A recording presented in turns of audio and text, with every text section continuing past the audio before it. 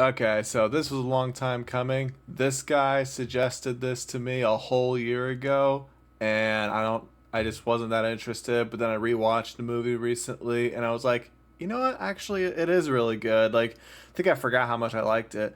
So yeah, why not? Sorry, it took me a whole year, buddy. If I don't even know if you're still subscribed to me, but here we are. You had plenty money, 1922. You let other women make a fool of you. Why don't you do right like some other men? Discount Looney Tunes. Isn't that kind of the point? Crib bars function as slingshots in a cartoon world, but as we find out later, this is being filmed by a real-world crew. So how do they make that happen? Does anybody draw this shit? Or do cartoon physics just happen naturally? Are you saying we shouldn't apply logic to this movie? You've come to the wrong place. Oh boy, this is gonna be a fun one. I agree that logic should be applied for this movie, but not with cartoon stuff. The crib is animated, so it doesn't work like a real crib. Asking how it happens is just pedantic. A responsible oven company sells a product with a setting of volcano heat. That's the joke. And the next 10 sins are all about criticizing cartoon logic, which I'm not in the mood to show because it's obvious these cartoons aren't logical for maximum comedic effect. So instead, just add that same number of sins and let's move on. You were better than perfect. This Roger, he keeps blowing his lines. What lines? It says rabbit gets clunked, rabbit sees stars, not birds. How is Roger responsible for the bird showing up? Do you mean this is like crying on cue? You have an assortment of I just got banged in the head animations in your head? The f***? That was the line the director was referring to, for one. And two, yeah, Roger does have that, because after this, he bangs his head multiple times and has anything but stars show up. And besides, he's an animated character that exists in the real world. Why is that where your suspension of disbelief ends? Hey, Roger, I got on your head 23 times already. 23 times? How does Roger screw up the birds versus stars thing that many times? Because he clearly has multiple cartoons pop up whenever that happens. And that was the first time the director pointed out the stars thing in the script after 23 times? What kind of question is that? The fact that he's frustrated proves he told him after every take. Tunes. That's racist. Which is the point. Eddie Valiant's whole character arc is around him despising tunes after one killed his brother and then learning to appreciate them. So this racist line has to be in the movie for this arc to work. Mr. Maroon, Mr. Valiant's here too. Mr. Maroon? Mr. Valiant? Soon to be joined, no doubt, by Mr. Brave, who killed Mr. Innocent in the kitchen with Mr. Noble's wrench. You know this is the same world where cartoon characters coexist with the real world, right? Right? I want you to follow her. Get me a couple of nice, juicy pictures I can wise the rabbit up with. Movie that is essentially for kids has a PI hired to take photos of Jessica Rabbit having sex with another man subplot. Whoa, whoa, whoa. Who Framed Roger Rabbit is not a kid's movie. There is swearing, drinking, violence, and generally inappropriate stuff that kids shouldn't see. This movie is rated PG. You know what that means? Parental guidance. And this isn't a subplot. It's literally how the main plot of this movie starts. The best part is, they work for peanuts. Is this a wah-wah? What the f***? Or an oh my god, I forgot my medication? Nah, it's just Maroon hating on Eddie. Fantasia broom extras have been relegated to a life of sweeping film studio lots while holding the other brooms. Broomception? That is not what Inception means. Too many seconds of him gaping at toon behavior that shouldn't really surprise him at all, but is mostly here for the viewing audience to adapt to. You just explained why this scene is here, to help the audience adapt to this world. It's a whole different planet. We need time to take it all in before the main plot starts. Toon killed his brother. How is this not already common knowledge? Probably because Eddie used to do jobs for Toons, and that's not something he'd want to share with strangers. And doesn't this also explain Eddie's racist line from earlier? Nice monkey suit. That's racist. Basically, just remember what I said about this being a part of Eddie's characterization. Donald Duck versus Daffy Duck on piano is clearly the most logical use of both of these characters. Clearly. Sinning Daffy and Donald for being in the same scene, and from which I've heard, this is a once-in-a-lifetime opportunity. Look, the stain's gone. It's disappearing ink. The stain is not gone, but it helpfully waits to disappear when Eddie looks down at it. Jeremy misunderstands scenes happening at the same time. Movie has time for a Betty Boop reference that teens and kids didn't even understand when this movie came out. But regardless, Camel Lights anyone? What about adults? The parents who were watching this with their kids probably would have known about her. Work's been kind of slow since cartoons went to color. Yeah, but Mickey Mouse started out black and white too, didn't he? And he's color now. Is that because of an operation? Why did Betty Boop get left out of the colorization? This movie takes place in 1947, and according to Wikipedia, she didn't get colorized until the 60s, so you ask her creators why that happened. Also, this makes me wonder if there are multiple differently drawn Bugs Bunny and Mickey Mouse characters running around in Toontown. Do they have stolen identity conflicts? Didn't you just make the case that Mickey Mouse is colorful now? What made you want to ask this question? The physical proportions of this cartoon female are so exaggerated, I'm not sure I can get anything more than a cartoon boner over it. You know the whole point of cartoons is to exaggerate stuff from the real world, right? Also, Jeremy says boner. Also, the movie says it's okay to be attracted to cartoons, and I'm okay with that, and I am not okay with that. Yeah, but she's still a human character. Have you seen the amount of cartoon characters guys get attracted to? Also, unrelated. Okay, then skip. Why don't you do right? 1 hour, 45-minute movie might not be so long if it didn't let scenes like this stretch on into eternity. Here we are, a minute later, she's still f***ing singing. We get it, she can sing and she's a cartoon and she's hot. Got it. We had it 2 minutes ago, but thanks for the bullshit. Double dipping. We find out later that Jessica is staging this patty cake session with Acme so that Eddie will take pictures of it, but it required him being thrown out first to get a good look.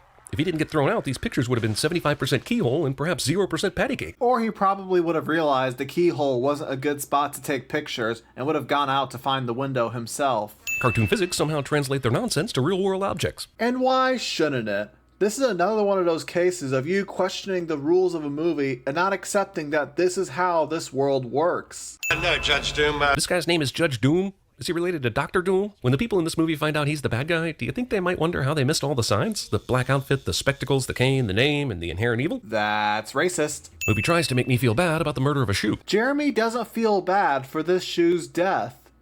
I'm curious if this guy has a heart. The ladies mean, huh? My problem is I got a 50-year-old lust and a 3-year-old dinky. And yet, what the movie is subtly telling me is that despite that flaw, this 3-year-old cartoon is currently getting it on with a grown human female. What was in the movie that told you that? Herman literally confirmed the opposite of that. Also, this movie filled with sex, innuendo, and violence is PG? How did Robert Zemeckis and Steven Spielberg convince the MPAA? Oh. And shouldn't that have made you realize that this isn't a kid's movie like you earlier claimed? Since you were the one who got my pal in trouble, you might want to help get him out. I can pay you. Eddie, who really needs the money, turns down a job and shoves a baby down a hallway, just because of a perceived insult that in the grand scheme of things isn't that insulting. He just told him that he should help Roger Rabbit, a tune which Eddie doesn't even like. At this point, he still hates them. Of course he wouldn't want the job. The best way these weasel tune cops can think of to get through this ancient locked door is to use a machine gun, instead of, breaking the glass and turning the interior handle. I liked the weasel tune joke, but this is another one of those cases where you suggest an alternative even though it would have had the exact same result. This is the kind of sin that makes me ask, what's the point? Are you really stretching to find sins in this really good movie? Weasel clearly sees Roger, but doesn't. It's the Schrodinger's cat of seeing things. Jeremy misunderstands scenes happening at the same time again. And now we know where Lion King got its hyenas. Arbitrary movie reference. I guess Roger is invisible to everyone because Eddie is trying really hard to keep him hidden, and everyone's eyes forgive that. You can see in the background that none of the people are looking at Eddie right now, and he wants to see Dolores, so it doesn't matter that she sees him. Also, Roger, who super wants to live, keeps doing like this. Because he's having a hard time breathing? Zipper, Eddie!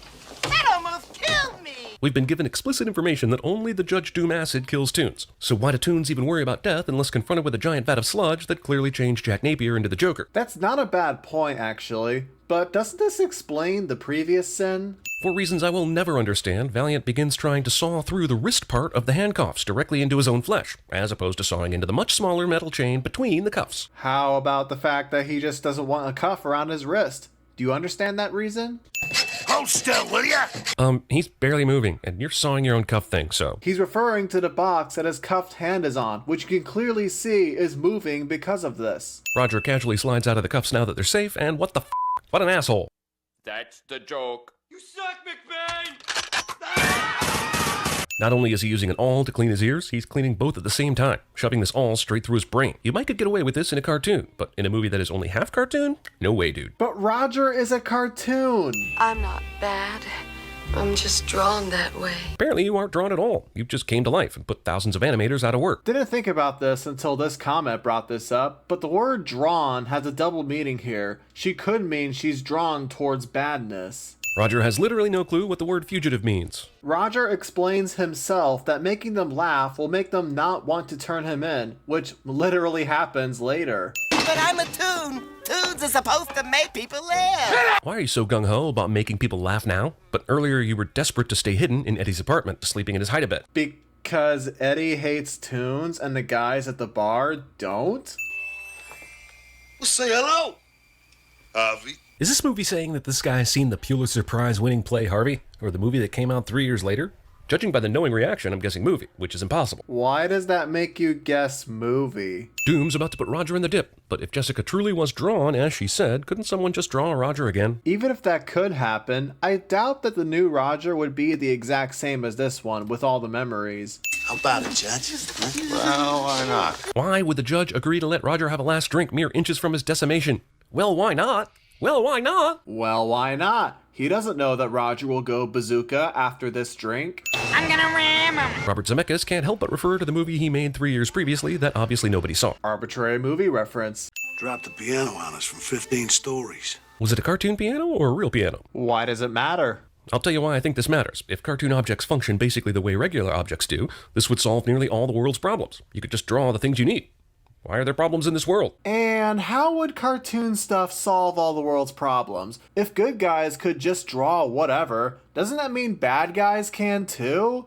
And besides, right now, we all have the ability to talk to each other wherever and whenever we want, and yet we still have problems happening all the time. And one more thing. The whole conflict of this movie is Judge Doom wanting to commit genocide, and he's a toon who can only be killed by the dip. How does your suggestion solve that problem? You cover my back. Eddie trusts Roger to cover his back. Which he would have done if Jessica didn't knock him out. A story of greed, sex, and murder. Parts that I don't like. I'm gonna edit out. Or if you're Zemeckis and Spielberg, you can keep anything you want and still have a PG rating. Double dipping. Who is able to shoot this accurately through a window without even being seen? Judge Doom. You know that's him, right? And he's a toon? You asking about this is funny. Movie accidentally inspires Back to the Future 2 tunnel 1 year later. Oh no, this tunnel looks exactly like the tunnel from Back to the Future 2. Therefore, that movie ripped this movie off. I'm not sure if Eddie's actually here. Probably because his actual presence in the Toon world looks fake as shit. This shot looks pretty good to me. And this was 1988. Cut them some slack. So, movie is saying he'd be dead if not for the accidental walk-in on the bizarro Jessica Rabbit earlier? Yes. How the ever-loving did he know they'd be coming through this tunnel right at this moment? How long has he been standing here waiting for them? Like, hours? How did he know? Maybe because he was literally in Toontown and he had Eddie and Jessica chase him out and he had this barrel of dip ready to go. All bad guys are rapists, and the fact that I'm saying that in a PG movie kind of creeps me the f*** out. But he was specifically trying to find the will and assumed it was probably there. Nice booby trap. Some puns are funny. But that one was funny. This is why you don't hire weasels as your henchmen. They turn on you at the first sign of hilarity. They don't though. They just simply laugh at him. These dying weasels sure manage to ex machina their stuff to still be dangerous to our heroes even after their deaths. Wait, doesn't Deus Ex Machina normally work for the hero side? Now you're saying it for the villains? Because that doesn't make any sense at all. Cartoon magnet affects real world metal. Pointing things out on the screen. Don't move. Doom decides not to immediately kill Eddie again. You know that's what the steamroller is for, right? Homage or straight theft of the Wizard of Oz? It doesn't matter. Oh no, the movie made an arbitrary movie reference. Good thing you don't do that, huh?